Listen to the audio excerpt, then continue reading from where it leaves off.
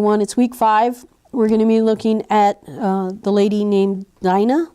And hopefully, if we have time, we'll get to Tamar. But I'm not holding out a whole lot of hope that we're going to get to Tamar today.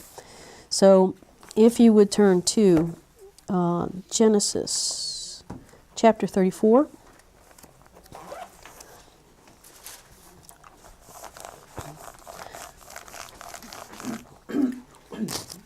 So, other than Dinah Shore, does anybody else know any famous Dinahs?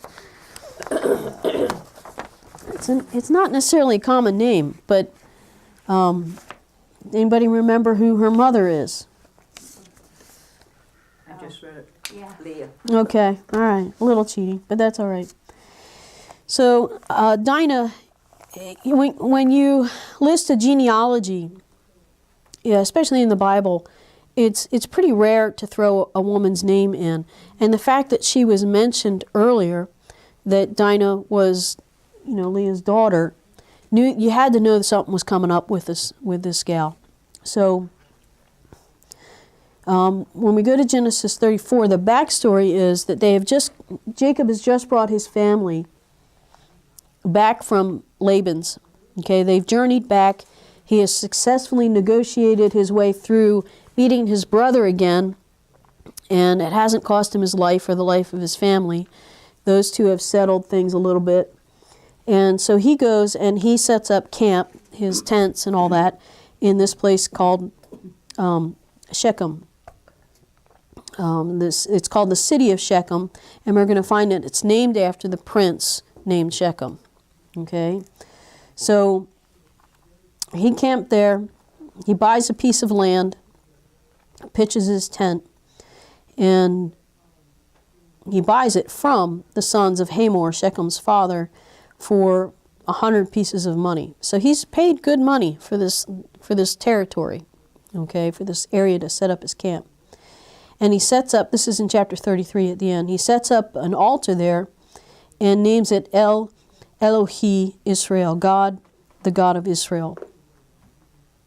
So, we don't hear, like I mentioned, that generally daughters aren't necessarily named in genealogies. So it's not out of the question that the maidservants that were given to Jacob, or that Leah herself may have given birth to more daughters. But the best we can ascertain is that perhaps she's the only daughter at this point of Jacob. She's got all boys. How many of them? Yeah, a lot of them. She's got no girlfriends. Okay? How do you think she feels? Like the odd person out. Do you think her brothers were nice to her? No. Do you think they picked on her? They probably tortured her. It's just in human boy nature to torture the sister, right? So, in chapter 34, what do we see her doing? We see Dinah, the daughter of Leah, whom she bore to Jacob, went out to visit who? Who did she go visit? Who did she go to make friends with? The women of the land. There were no really other options for her. So she heads out to see the girls that are out there. Hey, let's make friends.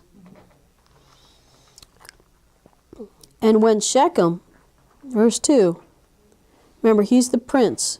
He sees her. The prince of the land sees her, takes her, and he what? He rapes her. Now again, in that culture, he had an entitlement in his mind. He's the prince. The city's named after me. I can have whatever woman I want. And I want her. I want Dinah. Okay? So he forces her. She doesn't give consent. He does not follow the protocol of the culture. The protocol he comes to afterwards. All right? So he was deeply attracted to Dinah. Okay? She was hot in his eyes. And he loved her, it says, Okay, maybe if he loved her, he wouldn't have raped her. But anyway, and he spoke tenderly to her. So I'm guessing he's probably apologizing a little bit. I'm sorry I forced you. I really do love you. I won't ever do that again. Okay, so he's speaking. He's trying now to woo her and make her like him. If you're raped by someone, are you ever going to like the dude? I don't think so. So Shechem goes to his dad, Hamor, and he says, get this girl for me as a wife. Get this young girl. Isn't that interesting? A young girl for a wife. We don't even know how old she is at this point. She could have been just a teenager. Most likely a teenager.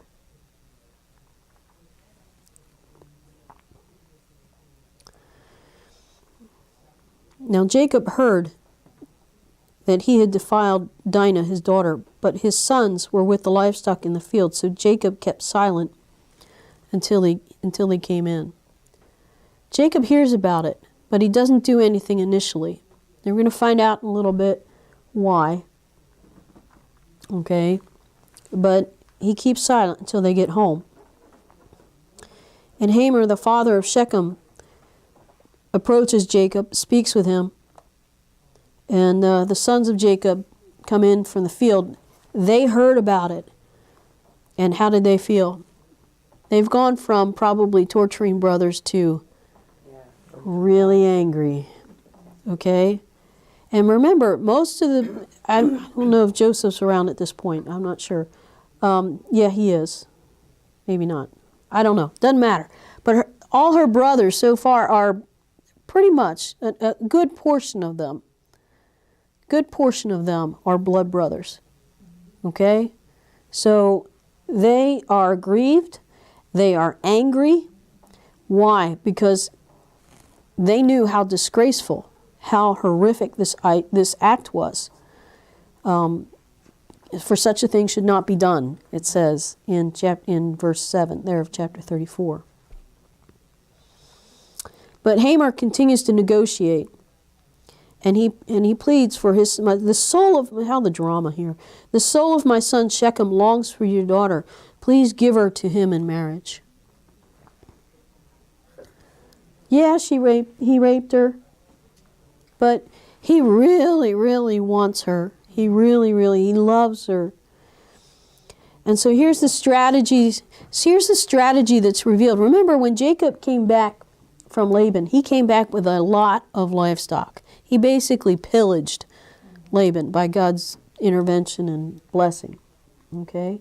So Jacob is a big-time wealthy guy. He's paid 100 shekels for land. It's no small amount in that day.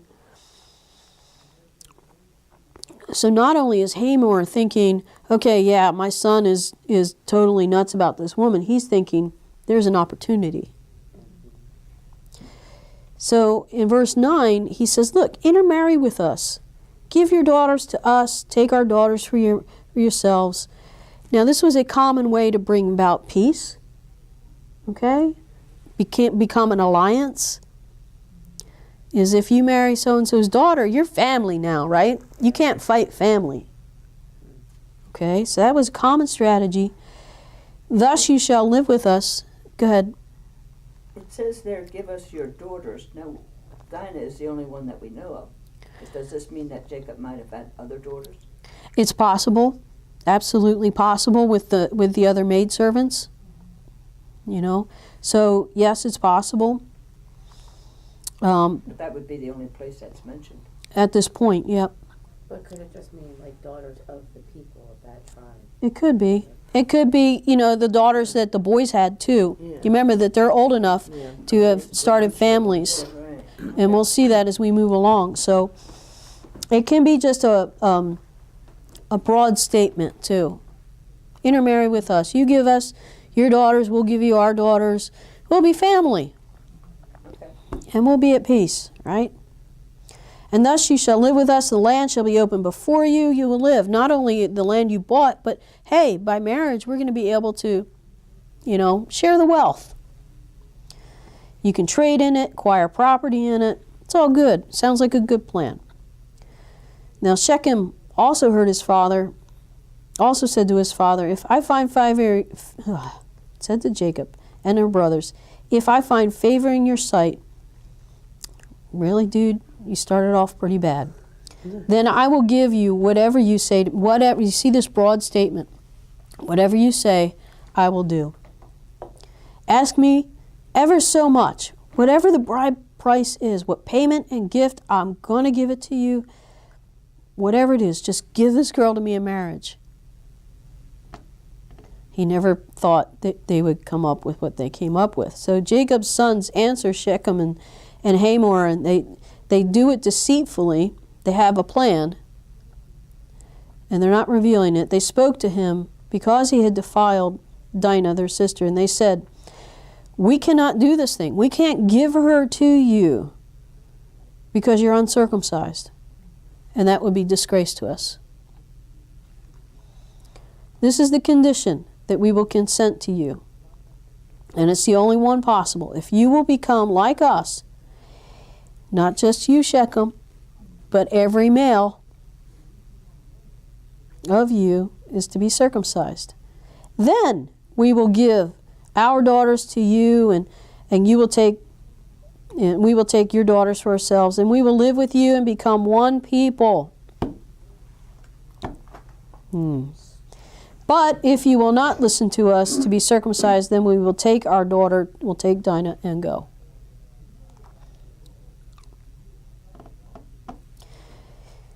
Now, this next verse puzzles me to no end. Next few verses. Now, their words seemed reasonable. I wonder if they knew what circumcision was at that point.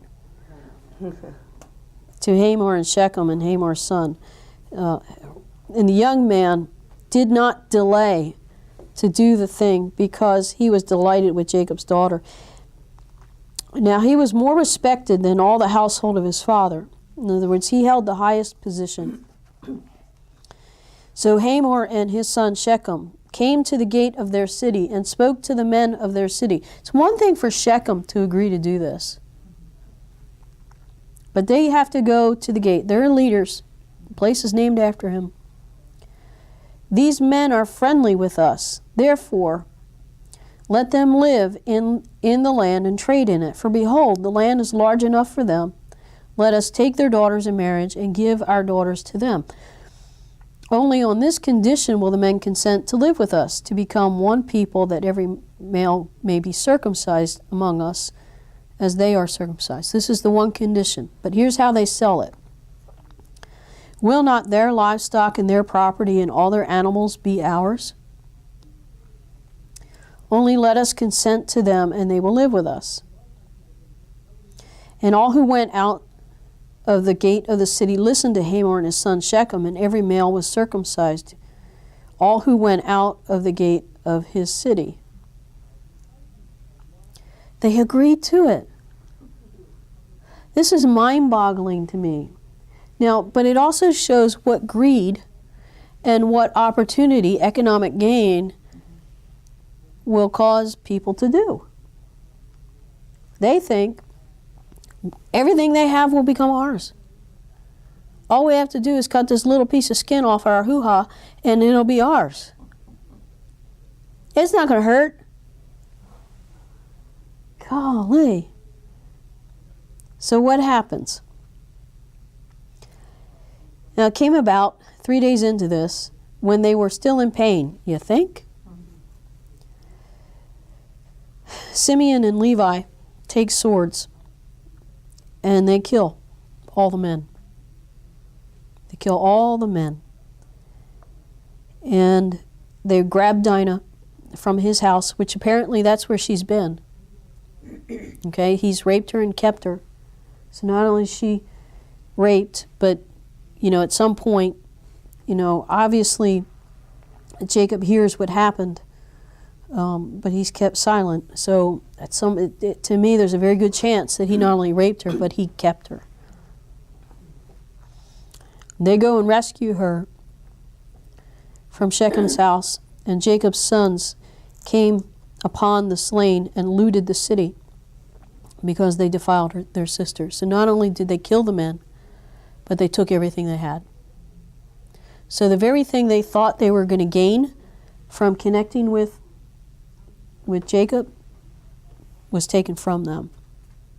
They took their flocks, their herds, the donkeys, and that which was in the city and that which is in the field. They captured and looted all their wealth and all their little ones and their wives, even all that was in the houses. So what would happen in that day is if there was a battle and you looted and you took women and children, they became your slaves. They became property. Jacob says to Simeon and Levi, "You have brought trouble on me by making me odious, a stench to the inhabitants of the land, the Canaanites, the Perizzites, and my men being few in number." This is what Jacob has just survived by God's grace coming and reconnecting with Esau. He's already seen the Lord deliver him there. But he doesn't consult with the Lord what to do here. Isn't that interesting? He's given into a spirit of fear, fear of the people of the land. My men are few. They will gather together against me and attack me, and I will be destroyed, I and my household. Is he remembering God's promises at all? And how many times has the Lord appeared to him and said, this is what I'm going to do? When we fail to keep track of and keep focus on what God has promised and his past faithfulness, when we come up against a storm, it's going to mean trouble for us. Okay? Jacob should have led whatever reaction was going to happen in terms of what happened here. Because the boys, I'm not going to say they got it right 100%. That's not for me to judge. But, you know, when they defend themselves, what do they say? Should he treat our sister as a harlot? Which is basically what he did. He just took and did what he did. Now, God does intervene and tells in 35, and we'll stop there for the story, but they do have to get up and move. They moved to Bethel, which again is a place he had been before. He went back to a place where God had met with him. Arise, go up to Bethel, live there, make an altar there to the God who appeared to you when you fled from your brother Esau. So he is, this is chapter 35, verse 1. And it's at this point, too, where Jacob tells his household, put away your foreign gods, purify yourselves. He knows he's going back to a place that's very, very special. It's a place where the Jacob's Ladder event happened, where he considered it a portal to the heavens. Okay? And so that could be a great deal of a motivation for him to say to them, put away your idols. This is a very special, sacred place. But when I come away with application to all this, their culture and how they treated women is very different than what we know. Women were property.